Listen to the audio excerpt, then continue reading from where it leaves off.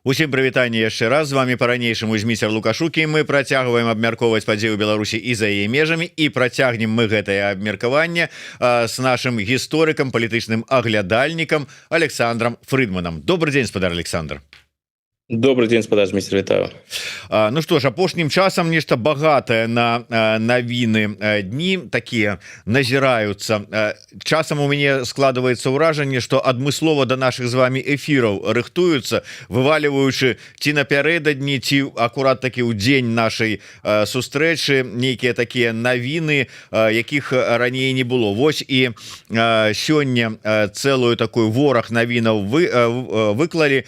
Ну, найперш, калі казаць пра Беларусь, што адбываецца ўнутры Беларусі, то гэта сустрэча Лукашэнкі з Франклінам Грэмам, прапаведнікам, пратэстантам, які прыехаў у Беларусь, ладзіць там рэлігійны фестываль, збірае Чыжоўку-арэну. Пра гэта мы пагаворым з вами. Другая навіна, якая таксама вось сённяшняя, і давайте з яе і пачнем. Хоць здавалася б, тут ЗША, прапаведнік, там ці духаўнік Трампа цэлы прыехаў у Беларусь, але пачнем трошку з іншага, можа быць нечаканага. Пасля таго, як прыняў у сябе у кабінеце амерыканскага прапаведніка Франкліна Грэма, у Лукашэнкі была, я так разумею, яшчэ адна сустрэча. І была гэта сустрэча з прэзідэнтам Зімбабве Мнангвай.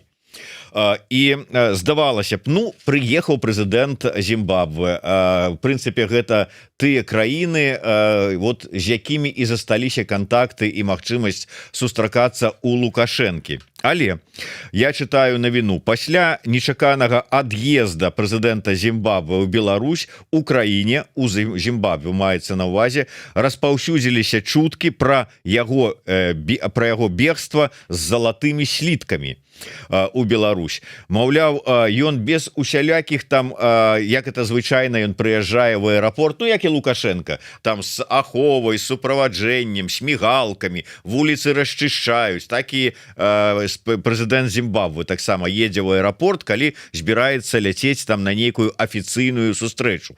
А тут прыехаў ціхонечка, без всякіх мігалак, загрузіўся ў самалёт і з'ехаў без усялякіх паведамленняў пра нейкі візіт у Беларусь, сустрэчу з Лукашэнкам і гэтак далей. Прэс-сакратар адміністрацыі Чарамба не адказаў на пытанні мясцовых журналістаў, але адзначыў, што гэта не першы выпадак, калі Мнангагва пакідае краіну без афіцыйнай цырымоніі, і кажа, што насамрэч ён ужо не адзін раз так лётаў у Беларусь, вылетаючы позна ноччу і вяртаючыся раніцай праз некалькі дзён. Як вы лічыце, што адбываецца? Ну, такая, конечно, супярэчлівая гісторыя. Там звычайна ў Зімбабве, калі нешта такое з Мнангагвай адбываецца, раней з ягоным папярэднікам Робертам Мугабе, ну, дык хадзілі чуткі пра два накірункі. І, дарэчы, яны ў гэтым сэнсе тыповыя для афрыканскага кантыненту. Першае, калі чалавек, які знаходзіцца на чале дзяржавы, прэзідэнт, дыктатар, тут можна ўжо выкарыстоўваць любыя тэрміны, што ён проста раптам, яго альбо ён мусіць пакінуць краіну, бо адбывалася нейкі дзяржаўны пераварот, вось, і таму у яго іншай магчымасці няма, і он збягае з тым, што, так бы мовіць, яшчэ можна вывесці.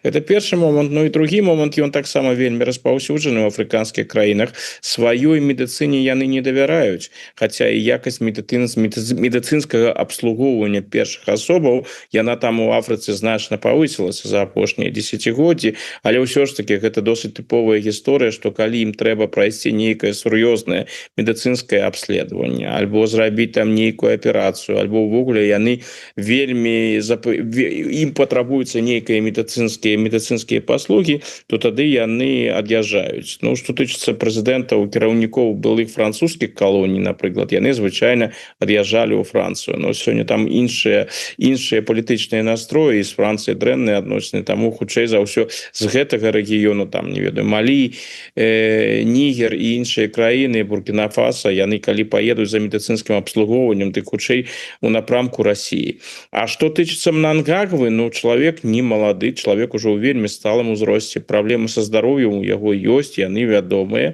таму выключыць. І пра гэта, дарэчы, розныя блогеры зімбабвійскага паходжання, а іх шмат апозіцыянераў зімбабвійскіх, асабліва ў паўднёвай Афрыцы, у паўднёва-афрыканскай рэспубліцы, і яны там раз-пораз і пішуць у сацыяльных сетках, там ёсць і зімбабвійскія, ну, хутчэй сказаць, арыентаваныя на Зімбабве выданні. Дык вось там гэтыя версіі таксама узгадываліся. Ну я чую і тое, што ён ўсё ж таки ў нейкім турне знаходзіцца, што ў Беларусі ён працяглы не ведаю колькі, можа некалькі гадзін у Беларусі будзе і накіруецца далей, магчыма у расійскім напрамку, хутчэй за ўсё, у якім яшчэ, а можа і не, ну паглядзім. Такая сітуацыя пакуль цьмяная, не вельмі зразумелая, ну а Лукашенко для яго час, як мы бачым, знайшоў. З такого пункта гледжання, калі б гэта было нешта такое вельмі важнае і медыцынскае, дык хутчэй за ўсё там бы просто Мнангагва зараз знаходзіўся бы не на сустрэчы з Лукашенком, а ў іншым месцы. Яшчэ одна навіна датычная, магчыма, беларускага трека, але ну ёсць некалькі але, давайте з вами абмяркуем. Сёння еўрапейская праўда, гэта ну как бы сторонка украінскай праўды, паведаміла, што Міністэрства замежных спраў Украіны, вот міністр замежных спраў Андрей Сибіга прызначыў дырэктара праграм расійскіх і беларускіх студый Рады знешняй палітыкі украінская прызма Ярослава Чарнагора на пасаду, якая створаная для ўзаемадзеяння з беларускай апозіцыяй, пішуць ну з дэмсіламі, і сцвярджаецца, што вось такое прызначэнне яно дазваляе, ну как бы не чакаючы прэзідэнцкага указа, палепшыць ўзаемадзеянне з беларускімі дэмсіламі, а таксама выказваюць меркаванне, што прызначэнне Чарнагора разблакуе падрыхтоўку візіта Ціхановскай у Кіеў.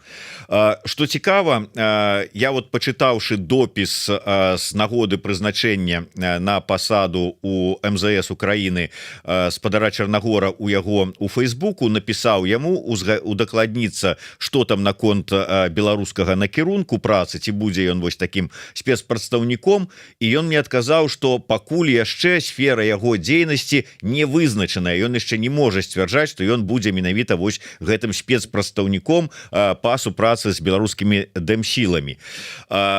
Ну как як бы такое ёсць, але адныя пішуць вот журналісты адно, сам Ярослав Чарнагор мне адказвае асабіста іншае, але як вы лічыце, усё ж таки наколькі прыспеў час і як развіваюцца зараз адносіны паміж дэмсіламі і уладамі Украіны?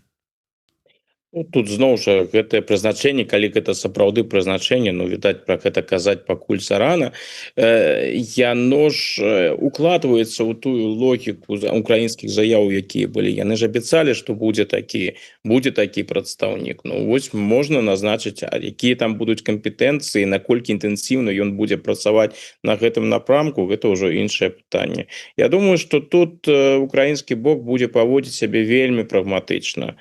Калі гэта будзе актуальнае пытанне, калі адносіны з Лукашэнкам будуць пагаршацца і будзе ўзмацняцца стаўка на канфлікт з Лукашэнкам, нават то тут выкарыстаць рэсурс беларускіх дэмакратычных сілаў, ну чаму не?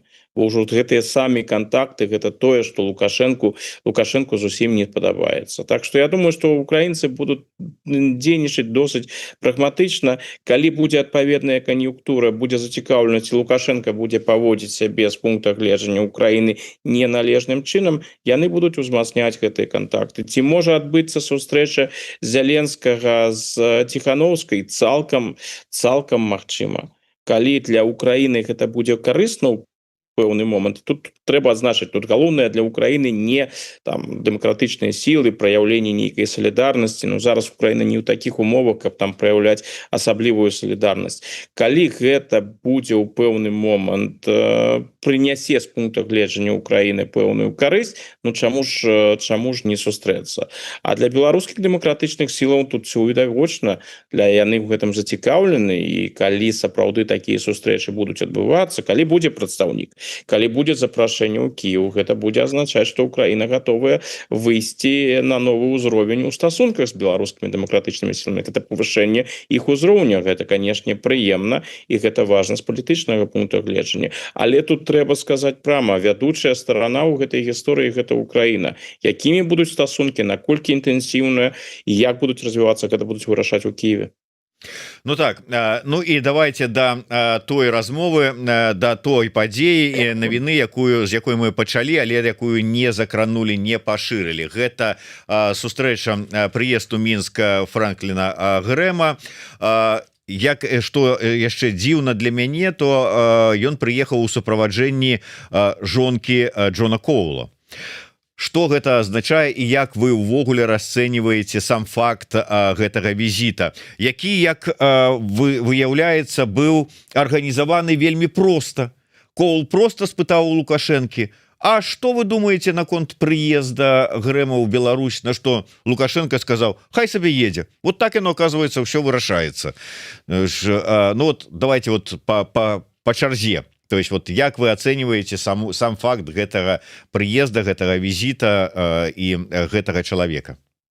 Ну, пастор Фрэнклін Грэм гэта вельмі цікавая і уплывовая фігура сярод амерыканскіх евангелістаў. Ён уплывовы як рэлігійны дзеяч, ён карыстаецца досыць сур'ёзным уплывам і папулярнасцю сярод руха МАГА у рэспубліканскай партыі. У яго ёсць таксама асабістыя кантакты і стасункі з прэзідэнтам Трампам. Ён падтрымліваў Трампа, і ў шырокім сэнсе гэтага слова можна сказаць, што гэта чалавек, які належыць да атачэння, у шырокім сэнсе, да атачэння прэзідэнта Трампа. Ну, як высветлілася, ён сябра сям'і Джона Коула, у іх добрыя стасункі. Ну, таму і Коул, відаць, скарыстаўся гэтай магчымасцю, паколькі евангелісты Грэма яны актыўна імкнуліся, у мінулым імкнуліся працаваць і на расійскім, на беларускім напрамку. Гэта было для іх не так проста, але ўсё ж таки у іх там ёсць стасункі, у іх ёсць кантакты з Расіяй і іншае. То Коул просто скарыстаўся магчымасцю і, відаць, сапраўды спытаўся у Лукашэнкі: ну, а як тут з візітам Грэма? Ну, напэўна, патлумачылі Лукашэнку, альбо Коул сам патлумачыў, альбо патлумачылі тыя людзі, якія ўдзельнічаюць у гэтых перамовах, што Грэм гэта уплывовая асоба, што запрашэнне Грэма і фестываль у пратэстанцкі, фестываль евангелістаў, напэўна, так ён будзе, пратэстанцкі фестываль, я не ведаю, як ён будзе ўрэшце рэшт, як ён называецца, але не ў гэтым сэнс, што гэта можа быць станоўча ўспрынята адміністрацыі Трампа, што гэта ўсё амерыканцам можа спадабацца.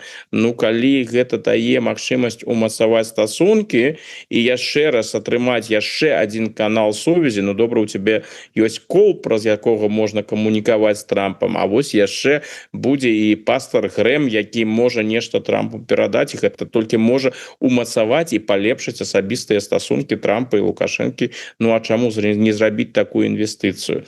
Тым больш, што праблематычнай з пункту гледжання беларускіх уладаў асобай Грэма не з'яўляецца. Такіх жорсткіх антырасійскіх заяваў Грэм не рабіў. Ён вайну асуджаў, вайну Расіі супраць Украіны, але выказваўся досыць стрымана. Што тычыцца традыцыйных каштоўнасцяў, увесь гэты курс, які праводзіць Лукашенко апошнім часам, і у тым ліку і рэпрэсіўныя меры ў дачыненні да ЛГБТ супольнасці, гэта ўсё тыя погляды, якія Грэм у прынцыпе падзяляе. Ён чалавек з традыцыйнымі каштоўнасцямі, но ён пастор евангеліст, і гэтым усё сказано. Ёсць, канешне, адрозненне ў тым, што Грэм падтрымлівае Ізраіль і настойвае на цесным супрацоўніцтве паміж Злучанымі Штатамі і Ізраілем, увогуле займае праізраільскія пазіцыі і вядомы таксама досыць жорсткай крытыкай іслама, нават такімі заявамі, якія можна, у прынцыпе, не можна, яны сапраўды ёсць, яны маюць выразны антыісламскі характар. Ну, для Лукашэнкі гэта відавочна праблемай не з'яўляецца. Трошкі забаўна было назіраць за тым, як Лукашенко імкнуўся патлумачыць Грэму там нейкую гісторыю з міжканфесійным дыялогам і ўсім іншым. Я думаю, што Грэма гэта апошняе, што яго цікавіць. Яго цікавяць магчымасці для распаўсюджання распаўсюджання свайго светапогляда і сваіх ідэяў. Такія магчымасці ён атрымаў, і дарэчы там же выйшла, наколькі я разумею, заява, не тое што заява, відэазварот Грэма да вернікаў у Беларусі, і дзе Грэм, дарэчы, досыць слушна кажа, што скарыстайцеся гэтай магчымасцю, калі вы жадаеце прыняць удзел у гэтым фестывалі, прымайце удзел і таксама звярніце ўвагу ўсіх сваіх родных, сяброў, блізкіх і іншых. Таму што такой магчымасці бліжэйшым часам можа не быць. Грэм разумее, што гэта тое, што зараз атрымалася, гэта такая паспяховая для яго гісторыя атрымалася дзякуючы асабістым стасункам Коула і Лукашэнкі, і таму Грэм гэтай сітуацыі імкнецца скарыстацца, і працуе на перспектыву. Таму тое, што ён усё кажа, усе гэтыя дыферамбы Лукашэнку, Лукашенко гэта моцны лідар і іншае, абсалютна лагічна. Ён же не палітычная фігура, ён фігура рэлігійная, і яму важна захаваць магчымасці для евангелістаў, для пратэстантаў у Беларусі. Яму важна праводзіць падобныя можа фэсты і ў будучыні, такія фестывалі ў будучыні. І таму ён будзе казаць менавіта тое, што беларускія ўлады жадаюць пачуць. То бок пазіцыя такая, наколькі яна ўсё ж такі, я не ведаю, тут па-хрысціянскі гэта пра тое, што давайте мы тут памолімся за гэтага чалавека, бо ён сказаў, што я там звярнуся да ўсіх, каб усталі і памаліліся за лідара краіны. Вось, да, вас тут рэпрэсуюць, да, вас кідаюць у турмы, у тым ліку пратэстантаў і прыхільнікаў маёй веры, там, ці як правильно тут сказаць, але мы ж разумеем, што мы павінны маўчаць, каб дзеля захаваць і пратэстанцкія нашыя прыходы і ўсё астатняе, таму давайте маўчаць і маліцца за Лукашэнку. Так это выглядае? Погляд Грэма, ён вельмі просты. Улада, якая яна не ёсць, яна ад Бога.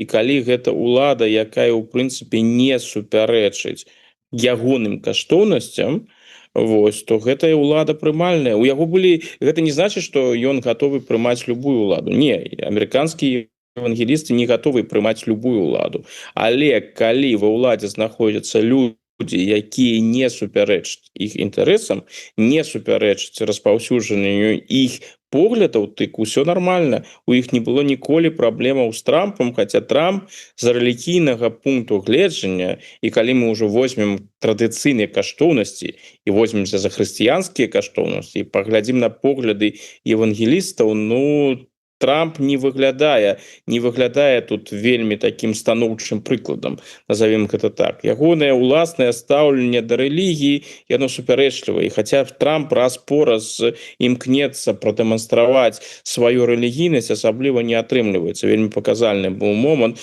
калі у Трампа адзін раз пыталіся ж, якія моманты, якія сцэны, якія эпізоды з Бібліі яму падаюцца асоба важнымі, якое там на ягонай самае галоўнае месца ў Бібліі з ягонага пункта гледжання, Трамп так і не змог пэўным чынам адказаць на гэтае пытанне. То бок ягоныя веды пра Біблію выглядаюць, скажем так, досыць абмежаванымі, калі яны ўвогуле прысутнічаюць. Так вось, гэта не з'яўляецца праблемай для Грэма. Тыя каштоўнасці евангелістаў Трампа, адміністрацыя Трампа ў прынцыпе прасоўвае гэтае адмоўнае стаўленне да абортаў. Гэта, скажем так, вельмі стрыманае, месцамі негатыўнае, назовем гэта так, стрымана стаўленне да ЛГБТ супольнасці, да ліберальных каштоўнасцяў. Усё гэта прысутнічае. А вось з прэзідэнтам Байденам у Грэма сапраўды былі праблемы. Ён вельмі моцна крытыкаваў. Што тычыцца Лукашэнкі, то становішча з правамі чалавека, свабодамі і іншае, усё тое, за што беларускія ўлады крытыкуюць, гэта Грэма, я думаю, увогуле не цікавіць. Яму важна, каб пратэстанцкія грамады ў Беларусі маглі існаваць, каб ён і ягоныя паплечнікі маглі прасоўваць. Менавіта тут гаворка ідзе не столькі, бо пратэстантызм ён жа вельмі розны, там зусім розныя ёсць накірункі. Тут хутчэй ўсё ж таки ідзе гаворка пра евангелістаў. Для яго важна, каб ён свае погляды ў Беларусі мог прасоўваць. Я думаю, што на гэты фестываль, які адбудзецца ў Мінску, будуць запрошаны таксама і прыхільнікі з Расійскай Федэрацыі. Так што для яго гэта важна. А калі важна ў гэтым кантэксце ім патрымаць, калі б каб гэта атрымаць, нужна яшчэ і можна і патрэбна яшчэ і Лукашенко падтрымліваць. Ну чаму не? Тым больш што у Лукашенку, як у паплечніку Трампа, так бы мовіць, у гэтым сэнсе паплечніку Трампа, евангелісты вялікіх праблемаў не бачаць. Так что ўсё выглядае абсолютно лагічна, і перабольшваць я б тут бы не стаў. Тут гэтыя ўсе дыферамбы Лукашенку не таму, што тут Лукашенко ім раптам падабаецца, бо яны ж дакладна разумеюць, якое стаўленне ў Лукашэнкі да рэлігіі, як ён адносіцца да рэлігіі. Але ён не супярэчыць іх інтарэсам на дадзены момант. Ён нават дапамагае іх інтарэсам. Вось дазволіў гэты фэст, ну і дазволіў, ну чаму ж Лукашенку за гэта не пахваліць? Хто яго ведае? Мы ж не ведаем усіх акалічнасцяў. Магчыма, нават і нейкім чынам уздымалася пытанне палітвязняў падчас гэтай размовы. Можа, і Лукашенко і кагосьці вызваліць у гэтым кантэксце. Ну, прынамсі, для Грэма гэта было бы добра. Ён мог бы паказаў, ён мог бы прадэманстраваць, што вось ён яшчэ не толькі фэст у Беларусі правёў, але і дамогся канкрэтных вынікаў. І тут пытанне палітвязняў, яно, канешне, другаснае, но з пункта гледжання папулярызацыі уласных поглядаў, чаму не, можна звярнуць на сябе ўвагу. Ну так, тым больш што і сапраўды у лукашэнкаўскіх турмах за кратамі ёсць пратэстанты, евангелісты, там вернікі. Не скажу, не глядзеў адмыслова наконт, там скажем, прапаведнікаў святароў, але вернікі дакладна ёсць, і выцягнуць іх з-за кратаў гэта было б таксама, канешне, такая добрая справа. Ведаеце, я спачатку складаў некалькі падзеяў, спрабаваў у одну такую там схему, і вымалёўвалася досыць такая цікавая сітуацыя, мне падавалася. Калі взять допіс Трампа на адрас Лукашэнкі з нагоды вызвалення Пачобута, вось дадаць да гэтага візіт і Грэма ў Мінск, сустрэчу з Лукашэнкам і фестываль вялікі, а Грэм, як мы ўжо сказалі, і мае блізкія стасункі з Трампам, і асабісты сябра Джона Коула, прыезд разам з Грэмам у Мінск жонкі Коула, і бліжэйшы ўжо анансаваны візіт Коула самого ў Мінск. І ўсё это калі скласці, і думаеш, ого, можа гэта ўсё сведчыць пра тое, што big deal набліжаецца. Вось що вот до гэтага ідзе. А потым думаю, слухаючы вас, у тым ліку зараз про тое, што Трамп напісаў, бо яму трэба было чарговы раз піарнуцца на тэме, вось вот глядзіце, я тут зрабіў, далучыўся да вызвалення. Тым больш што не адразу пасля вызвалення Пачобута ён напісаў гэты допіс свой, што Коул замовіў славечка за свайго сябручка, той скарыстаўся момантам і прыехаў без усялякіх там вот этих шматхадовачак палітычных там ці дыпламатычных, просто каб пашырыць свой уплыў, свою прысутнасць на іншых тэрыторыях. Ну а жонка, таму што яна таксама мае дачыненне да гэтага руху пратэстанцкага і уваходзіць у структуры этой створанай царквы там ці як там правильно сказаць, Грэма. То бок пра бигдил ўжо і не гаворым. Думаю, што ён якраз можа быць, но я пачну з Грэма. Просто я думаю, што Коул просто вельмі умела скарыстаўся сітуацыяй, якая была. Ну вось ён у гасцях у Лукашэнкі, і Лукашенко зацікаўлены у стасунках са Злучанымі Штатамі. І ў гэты момант, у пэўны момант, просто Коул уздымае гэтую тэму і кажа, што вось ёсць прапаведнік, пастар, які хацеў бы арганізаваць вось такі фестываль, ці можа ён гэта зрабіць. Ну тут у такіх умовах, калі пытанне так паставіць, і ты Лукашэнкі ў гасцях, і Лукашенко зацікаўлены, каб ты яшчэ раз прыязджаў, яму гэта сапраўды падабаецца, ён хоча выбудоўваць гэтыя стасункі. Ну як ты ў такіх умовах ужо не скажаш? Я думаю, што Лукашенко можа асабліва і не разважаў, трэба гэта рабіць, не трэба, а просто сказал, ну як, вось я тут вырашаю ў гэтай краіне ўсё, вось што ж я свайму сябру Джону не дазволю не дапамагу тут свайму сябру Джону і не арганізуем гэты фестываль. Хаця думаю, што рэтраспектыўна Лукашенко разумее, што гэты фестываль ён у Беларусі, які праводзіцца ў Беларусі, ён можа быць успрыняты по-рознаму. Тут жа гаворка ідзе пра распаўсюджванне гэтых светапоглядаў, пра распаўсюджванне евангелійскіх ідэяў. І ці будзе руская праваслаўная царква у захапленні ад гэтага, нягледзячы на тое, што калі паглядзець на амерыканскіх евангелістаў і на рускую праваслаўную царкву, дык у іх пэўная ідэалагічная супольная база, канешне, прысутнічае, і тое же амерыканскія евангелісты ў захапленні ад гэтай кансерватыўнай палітыкі, традыцыяналісцкай палітыкі, якую праводзіць Путін і ў адносінах да ЛГБТ і іншае. Але тым не менш, усё ж таки руская праваслаўная царква вельмі асцярожна глядзіць на тое, як іншыя канфесіі імкнуцца распаўсюджваць свой уплыў на тых тэрыторыях, якія яна лічыць сваімі. Ну да ладно, гэта ўжо іншае пытанне.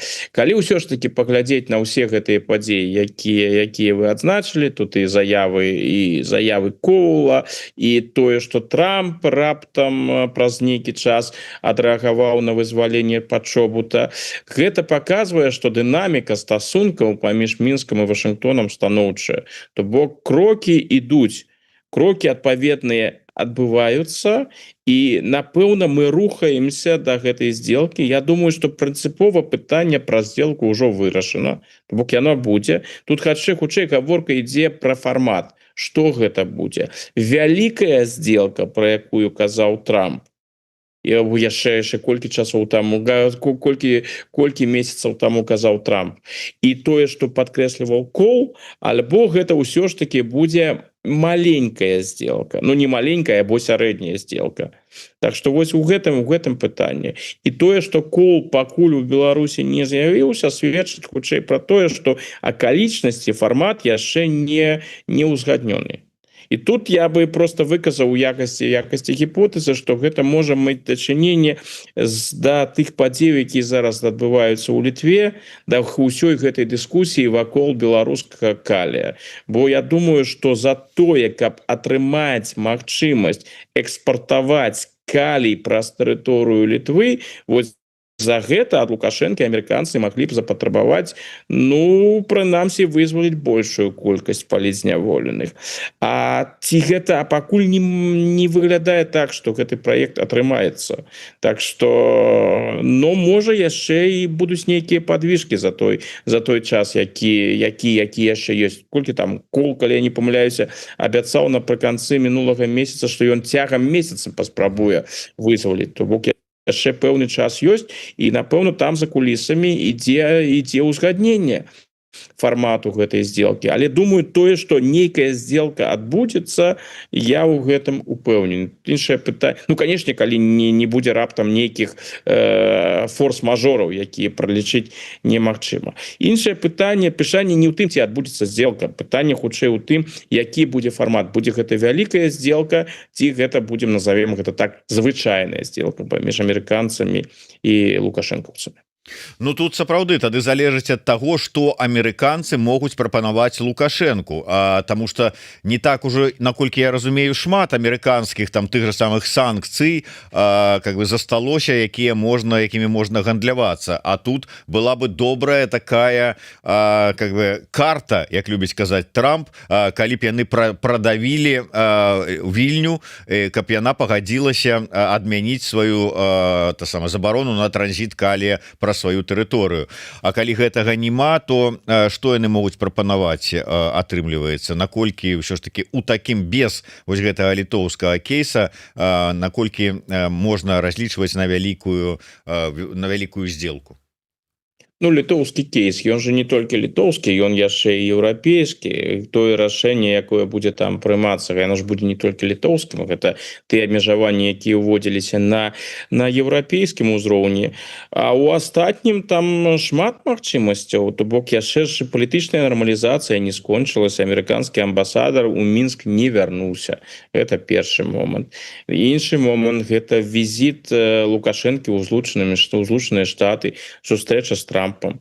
Гэта таксама важны момант, які можа абмяркоўвацца. Ну акрамя таго, гаворка можа ісці пра рознага кшталту інвестыцыі і сумесныя праекты. І амерыканцы зацікаўлены ў розных сумесных праектах. Вось калі нават паглядзець тое, што мы зараз бачылі падчас візіту Дональда Трампа у Кітай. Там же гаворка ішла пра тое, што кітайцы могуць набыць адпаведную колькасць амерыканскіх боінгаў. Гаворка нават ішла пра тое, што іх будзе 500. У выніку сделка ўсё ж таки заключена, але абмежаваная толькі на 200. Ну толькі ў двукосці, напэўна. Ну з пункта гледжання амерыканскага, канешне, толькі. А відавочна, што гэтае пытанне боінгаў уздымалася на перамовах паміж Коулам і Лукашэнкам. Коул сам пра гэта сцвярджаў у сваіх размовах з Wall Street Journal.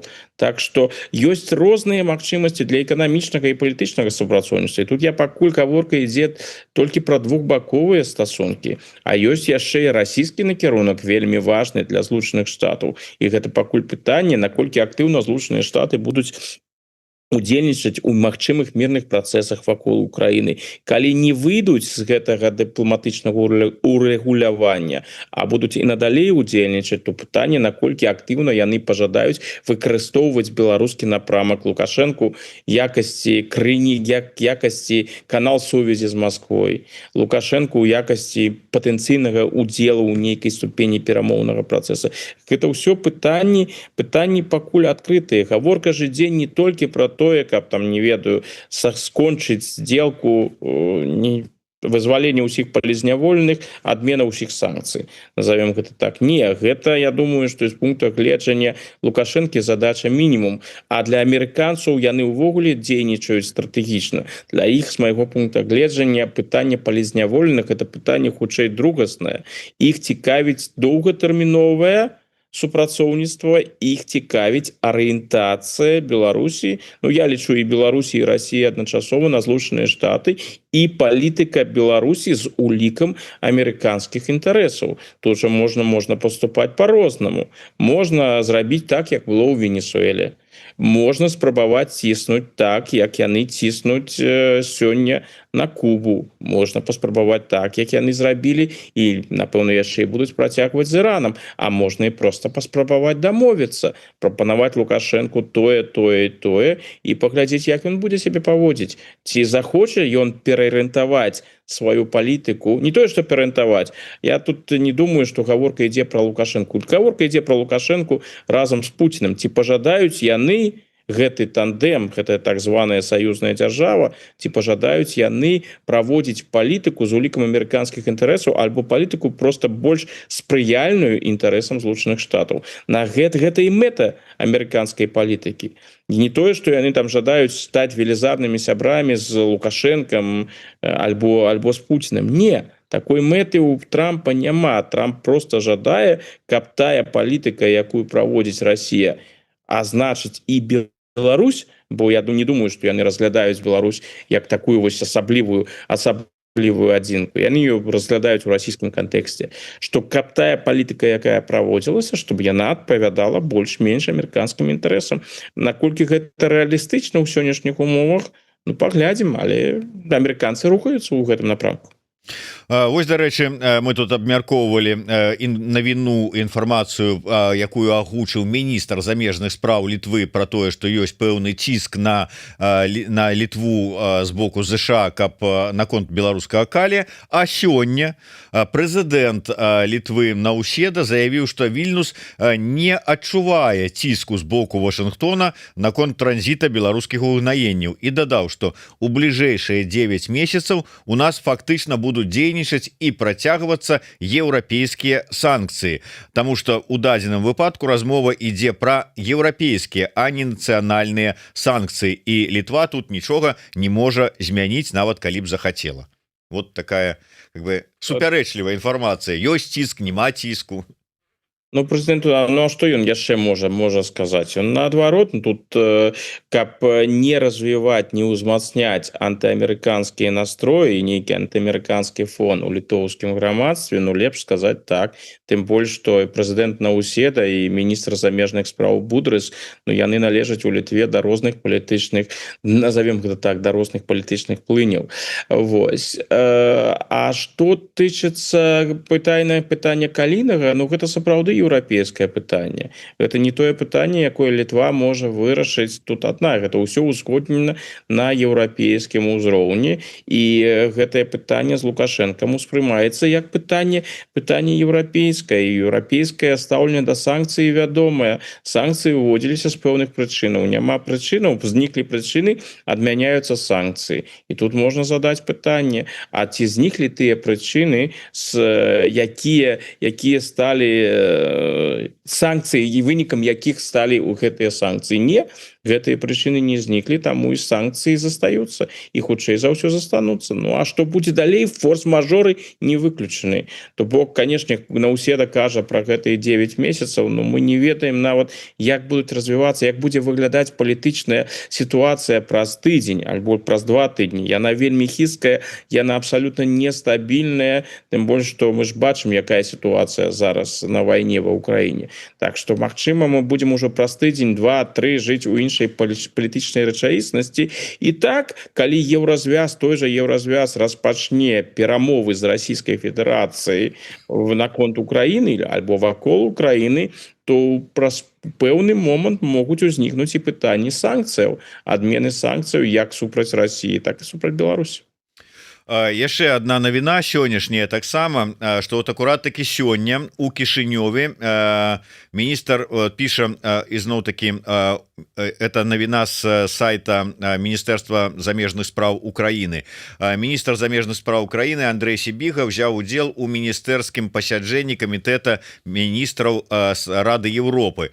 І падчас гэтага пасяджэння 37 дзяржаў свету ухвалілі рашэнне про зацвярджэнне расшыранай частковай угоды щодо стварэння кіроўнага камітэту спецыяльнага трыбунала датычна агрэсіі і злачынстваў агрэсіі супраць Украіны. Ну, фактычна створаны спецтрыбунал, які будзе расследаваць злачынства датычна агрэсіі ва Украіну. І сам Сібіга сказаў, што спецыяльны трыбунал стаў юрыдычнай рэальнасцю. Мне тут ужо пішуць про тое, што гэта дае падставы спадзявацца, што на лаву падсудных трапіць Лукашенко і Путін. Ну, ці Путін і следам за ім Лукашенко. Як вы ацэньваеце такую верагоднасць, ну і сам факт зацверджання такого трыбунала? Што тычыцца зацверджання трыбунала, гэта той шлях, па якім Украіна і еўрапейскія партнёры ўжо ідуць працяглы час, і гэта хутчэй Украіна хацела атрымаць гэты трыбунал ўжо даўно. Гэта хутчэй еўрапейскі бок, які паводзіў сябе асцярожна. Чым гэта ўсё скончыцца? Пытанне цікавае, ці можа гэта, што чым будзе гэты трыбунал? Гэта будзе нешта рэальнае, альбо гэта свайго кшталту такая маса, яшчэ такія дадатковыя мускулы на перамовах з Расіяй по прынцыпу, што вось глядзіце, мы тут ставімся зусім сур'ёзна, і у нас таксама ёсць што вам прапанаваць. Мы можам працягнуць гэтую ідэю з трыбуналам, мы можам тым самым ускладніць жыццё расійскаму кіраўніцтву. Я падкрэсліваю, ускладніць жыццё, бо ўсё ж такі гэта сцэнар про тое, што Владимир Путин і ягоныя паплечнікі і таксама Александр Лукашенко будуць на лаве падсудных. Ну гэта пакуль ўсё з галіны фантастыкі, канешне, але ўсё ж таки тое, што такія трыбуналы праводзяцца, тое, што ён можа быць праведзены, што ён можа там, што гэтыя людзі могуць быць асуджаны, ну канешне, гэта непрыемна. Это ў прынцыпе непрыемна, і для Пуціна непрыемна, і для Лукашэнкі непрыемна. І зараз гэта можа быць выкарыстоўвацца як такі ціск, што вось глядзіце, калі не будзе нейкіх перамоваў, не скончыцца вайна, ну справа дойдзе да трыбунала, і трыбуналам будзе адпаведнае рашэнне. А калі ўсё ж таки ўсё скончыцца больш-менш кампрамісна, будзе знойдзены нейкі кампраміс, ну дык можна і прытармазіць гэтую гісторыю з трыбуналам. Гэта не значыць, што трыбунал просто перастане дзейнічаць. Не, ён не перастане дзейнічаць. Просто тут же можна яго гэта ўсё праводзіць медленно, можна праводзіць марудна, ідзе час, назапашваюцца матэрыялы, а нейкага канкрэтнага выніка, нейкага працэсу, нечага такога, нічога няма. Вось гэта я б хацеў бы удакладніць у гэтым кантэксце. А у цэлым нічога такога пакуль вырашальнага не атрымалася. Ну у гэтым напрамку будуць дзейнічаць. Но я пакуль зноў жа я не думаю, што бліжэйшым часам мы Лукашэнку пабачым там на лаве падсудных. Да гэтага хутчэй за ўсё справа не дойдзе. Ну нават калі так, але ну на ўсялякі выпадак здавалася б, Лукашэнку трэба было б ну неяк старацца у бок ад Пуціна, ад Москвы, ад вайны, ад усяго, што робіць Расія, адпаўзаць. Тут табе маем гэты вот рашэнне пра спецтрыбунал, тут табе маем і праблемы Расіі як эканамічныя, так і на тым же самым фронте, які ўжо год яны там малу такмачку спрабуюць захапіць, і ўсё ніяк гэты просто зона смерти ім не паддаецца, мегаполіс такі здаравенны і ўсё астатняе. Сітуацыя ну такая, што здавалася б, а тут у тебе вон ты ўжо засябраваўся з Трампам, вон табе Грэм прыязджае, прывозіць табе віншаванні ад Коула, а ты з Грэмам перадаеш віншаванні Трампу там ці добрыя пажаданні. Момант добры адпаўсці, чаму не карыстаецца? Ну а ці ёсць у яго магчымасці? Тут жаданне там можа і ёсць, каб заставацца як можна больш далёка ад гэтай вайны, адначасова карыстаючыся тымі магчымасцямі, эканамічнымі магчымасцямі, якія ёсць у сувязі з расійскай ваеннай эканомікай. Але ці дазволяць адпаўсці? Вось я думаю, што расійскі бок кантралюе сітуацыю вельмі ўпэўнена і бачыць, што ў той момант, калі з боку Лукашэнкі пачнуцца нейкія крокі, якія Маскву не будуць задавальняць, якія яны палічаць непатрэбнымі, я думаю, яны вельмі хутка гэтыя працэсы зменяць.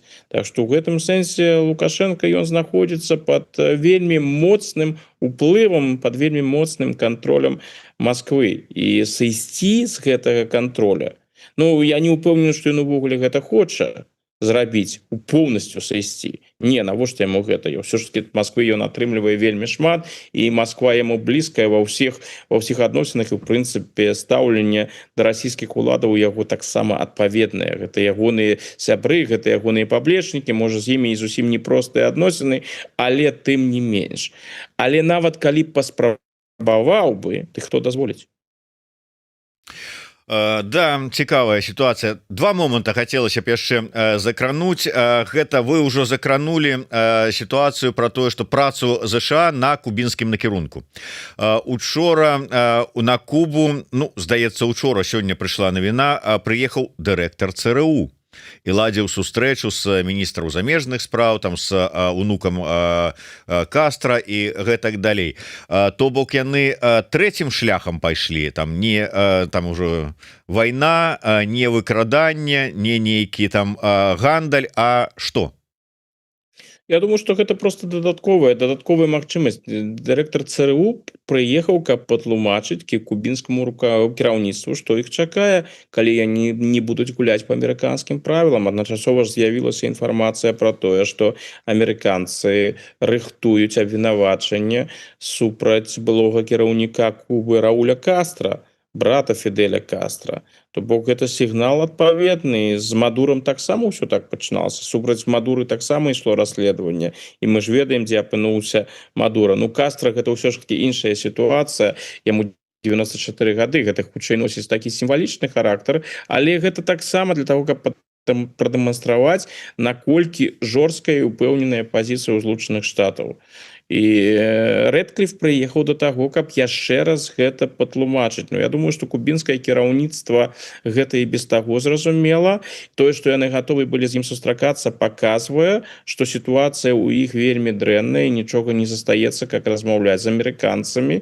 Ну і магчыма, гэта апошняе папярэджанне на той выпадак, калі яны не зробяць тое, што жадае Трамп, не адбудзецца пераарыентацыя Кубы на Злучаныя Штаты, і Куба не пачне правадзіць палітыку з аглядкай на Злучаныя Штаты. Ну, фактычна, тая мадэль, якую Злучаныя Штаты зараз рэалізуюць у выпадку Венесуэлы, у пэўным сэнсе, гэта, напэўна, можна паглядзець, можна нават параўнаць з стасункамі паміж Савецкім Саюзам і Фінляндыяй пасля Другой сусветнай вайны. Ну, тая ж самая мадэль, напэўна, яшчэ больш шчыльнага супрацоўніцтва рыхтуецца і да Кубы. То бок мясцовым уладам прыйдзецца выбіраць.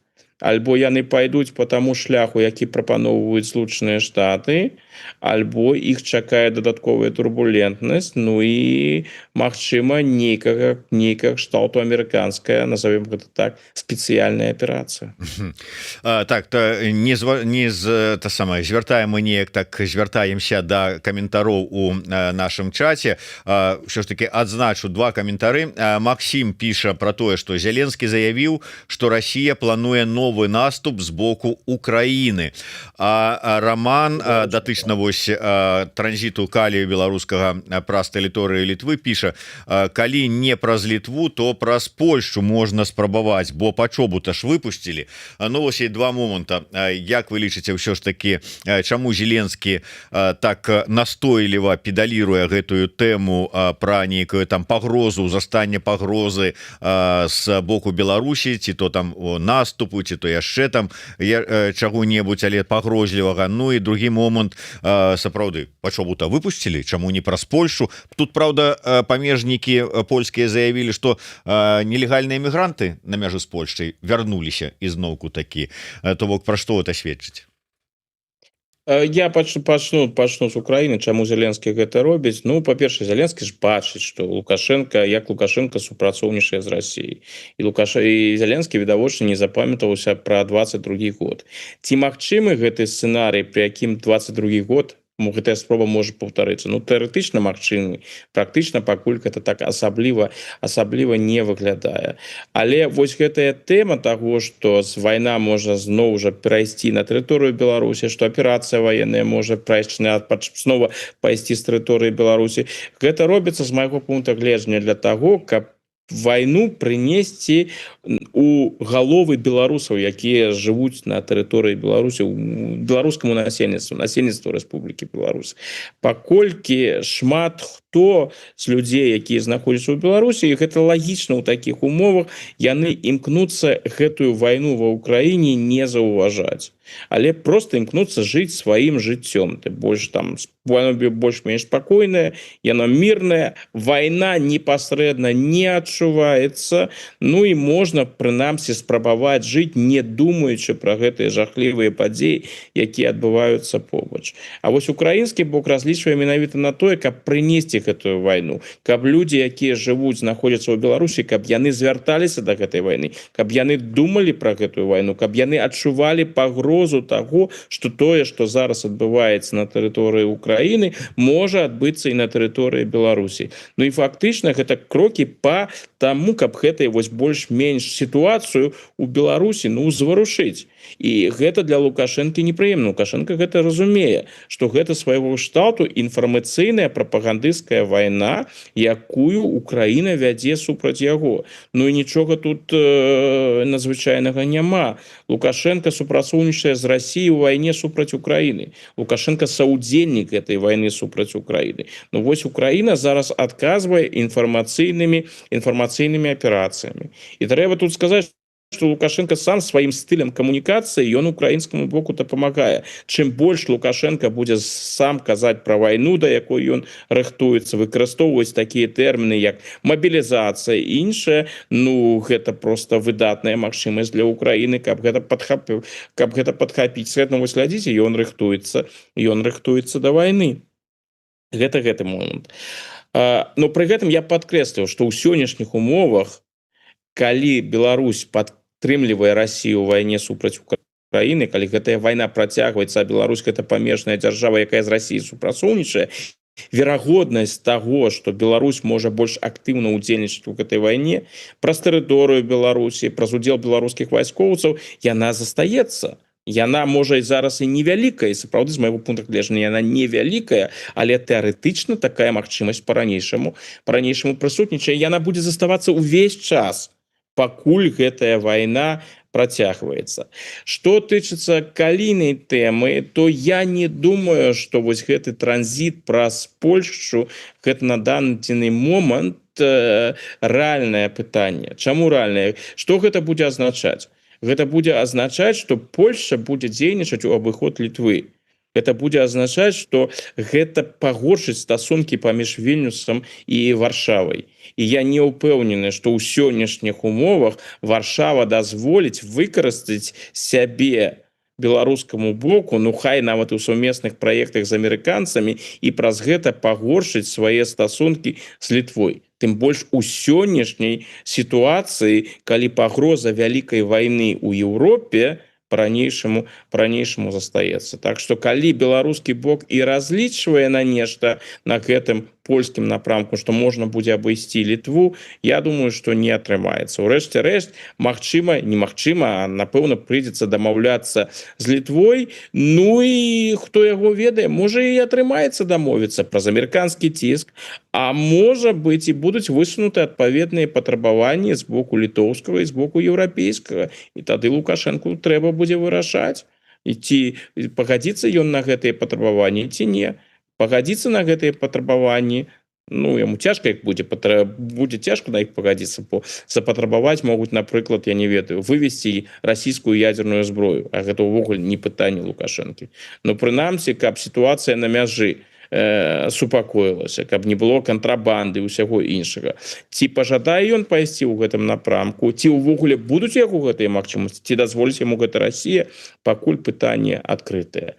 Ну, а што тычыцца польскага напрамку, я не думаю, што там будзе прарыў менавіта з калійным чыннікам. Ну і на завяршэнне коротко, ўсё ж таки не можем абысці тэму сустрэчы з Трампа і Сі. Я так разумею, што візіт скончыўся. Трамп ужо каментуючы журналістам, так бы мовіць, подводзячы вынікі, сказаў, што ну як звычайна ў сваім стылі там вельмі добрыя размовы, вельмі добрая сустрэча, дамоўленыя там пра шмат мільярдныя сделкі і гэтак далей, Але як вы ацэньваеце?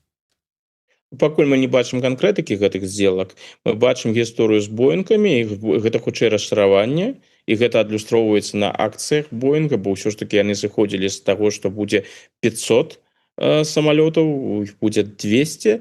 Што тычыцца закупак амерыканскай нафты, якую нібыта паабяцаў Сі, тут пытанне, калі будуць падпісаны гэтыя кантракты, калі гэта пачнецца, таксама з прадуктамі сельскагаспадарчай вытворчасцю, з амерыканскай сояй. Усе гэтыя пытанні пакуль адкрытыя. Так, сустрэча прайшла ў добрай атмасферы, як падаецца, вялікіх канфліктаў і супярэчнасцяў там не было. Нават па пэўным пытанням, тое ж пытанне іранскае, пэўнае ўзаемадзеянне магчыма, так ці інакш кітайцы выказаліся наконт Армузскага праліву, што кантроля абмежаванняў з боку Ірана там не павінна было быць. Таксама выказаліся наконт іранскай ядзернай зброі, ядзернага праекта, якога не патрэбна, які не павінен існаваць.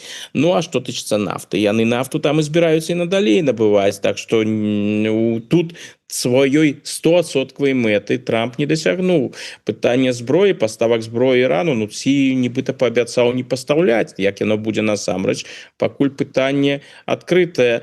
Так, ёсць стрыманы аптымізм з кітайскага боку. Я думаю, іх ёсць усе падставы быць задаволеным, бо ўсё прайшло прыгожа і паважліва. Ну а Трамп робіць свае вядомыя заявы, дзе ўсё атрымалася, ўсё выдатна, ўсё на 120%, нават не на 100%. Пакуль невядомы акалічнасці эканамічных пагадненняў і невядомы, наколькі насамрэч яны там дамовіліся па палітычным пытанням. Фон сустрэчы сустрэчы быў добры і узважлівы, канфліктаў, сур'ёзных канфліктаў не адбылося. Ну зараз паступова будуць прыходзіць акалічнасці сустрэчы і будзе больш зразумела, ці сапраўды там ёсць поспех на тым ці іншым баку. Дзякуй вялікі. На сёння развітваемся. Я яшчэ раз нагадываю про YouTube канал подкаст Александра Фрыдмана «Адкажем за свет», які ён вядзе со сваім калегам і які выходзіць троху часцей нават, чым Александр прыходзіць до нас на стрымы на Еўрарадыё, але таму не забывайте, подписываючыся на гэты YouTube канал, подписываться и на YouTube канал Еўрарадыё, калі хтосьці гэтага яшчэ не зрабіў. Таму калі ласка, подписывайте, ставьте свае падабайкі, націскайте на звоночек, каб не пропускать наши сустрэчы, расшэрвайце, калі для вас гэта бяспечна, пишите свае каментары. Мы с Александром стараемся читать и нават час от часу отказывать. Ну, я кажу зараз про «Адкажем за свет», там ён галоўны. Мы тут разом с нашим СММщиком на YouTube-канале Еўрарада. Дзякуй вялікі, спадар Александр, до сустрэчы на наступным тыдні. Жыве Беларусь! Жыве!